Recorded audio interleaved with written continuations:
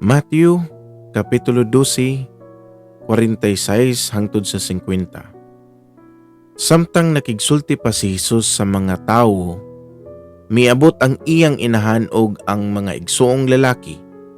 Nagtindog sila dito sa gawas kay gusto makigsulti kaniya.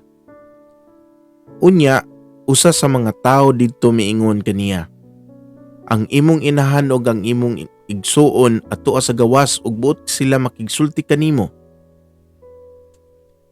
Si Jesus mitubag, kinsa man ang akong inahan? Kinsa man ang akong mga igsuon?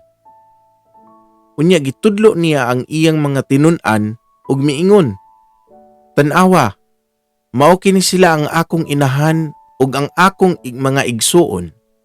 Kay ang akong inahan ug mga igsuon mao kadtong nagabuhat sa kabubuton sa akong amahan nga atoa sa langit. Mga higala, aduna tay lang taon nga video ug atong susihon kining tawhana nga nagsulti ba gid ni siya sa tinuod. Unang kung Atong ang inyong simbahan wa na magmama ni Mary, luoy inyong simbahan. The church is orphan without Mama Mary. So mga higala, klaro kaayo sa iyang giingon nga ang church daw kung wala nagmama ni Mary, luoy kayo. So pasabot ato na lang i-direct no kay kani mga Katoliko, ayaw mo na kog kasuko ha, musulti lang ko sa tinuod o unsay akong nabasa sa Biblia, ako ning isulti. I hope nga open-minded sad mo, i-open sad ang inyohang nahuna-huna ninyo og sabta pag-ayo kung kinsa ang nagsulti og kamatuoran. So nadungog nato katong video nga ang church pag wala nagmama ni Mary, luoy kayo. So, nagpasabot nga si Mama Mary dapat imuhag yung simbahon. Mao magid na sa simbahang Katoliko, ginasimba magid nila si Mama Mary. So, diri kung katong verse nga atong gibasa diri sa Matthew,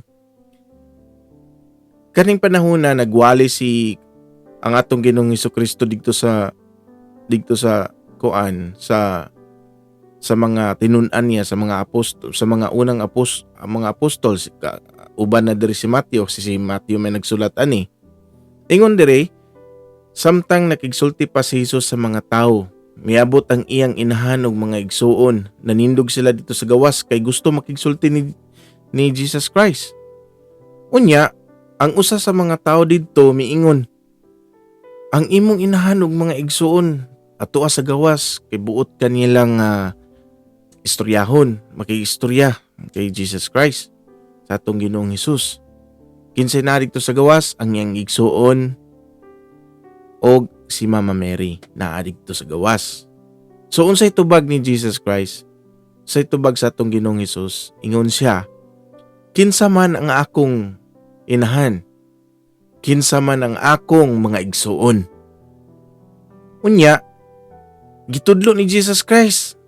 Gitudlo niya ang iyang mga tinun-an katong mga unang apostol. Ug miingon siya, tan-awa. Iyang gipanudlo ang mga katong gitun-an niya.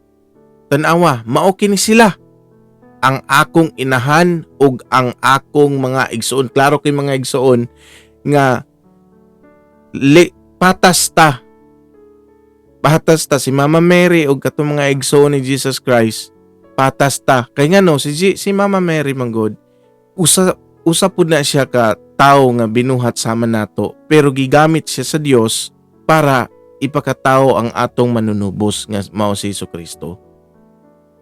So, lantawa ang ginabuhat sa mga Katoliko. Ilang giludhan si Mama Mary. Nagbuhat sila rebulto. Then ilang giludan, lantawa mga pictures diha. Sila man na, mga Katoliko man na. Dili man na mga Christian.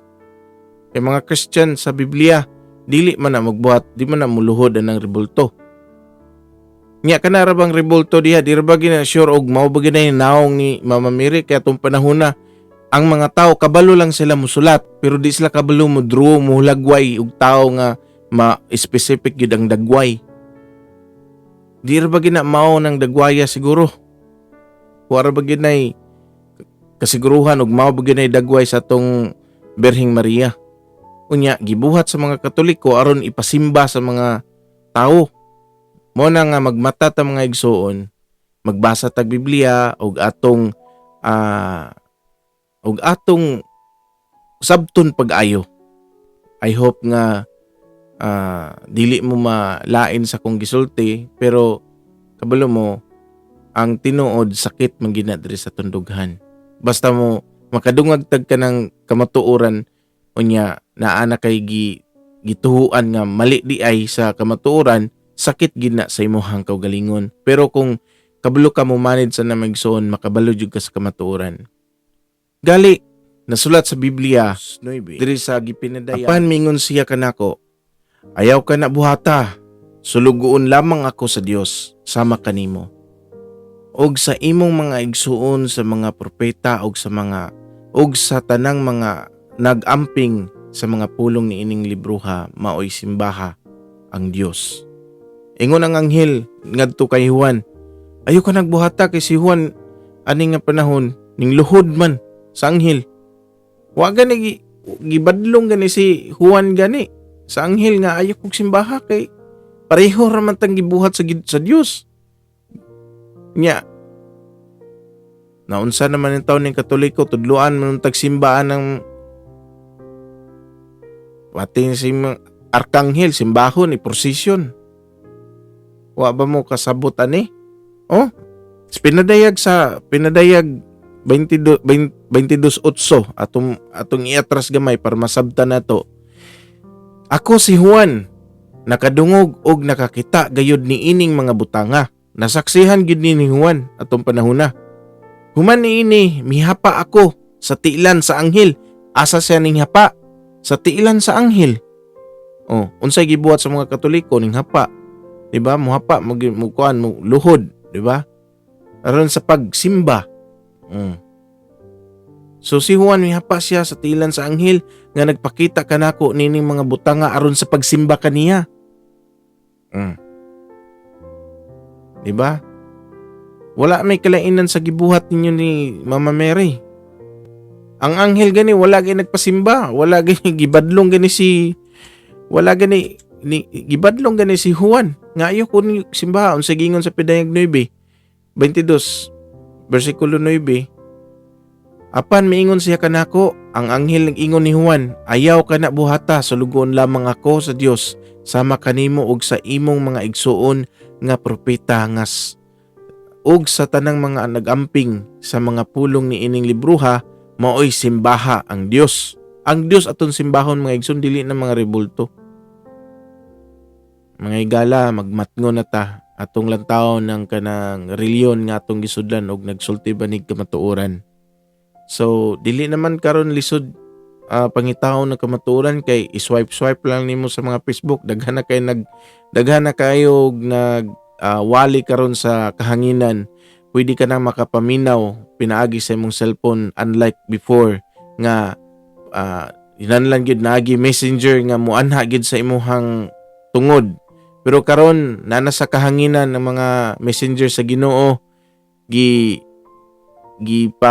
gipa-spread na gid og ayo ang kamatuoran. So nara sa tao og makasabot siya ang pagsabot na lang gid sa tao may kulang, og ang paghatag og higayon sa pagpaminaw ni ining pulong sa Ginoo. Og salamat mga higala. God bless.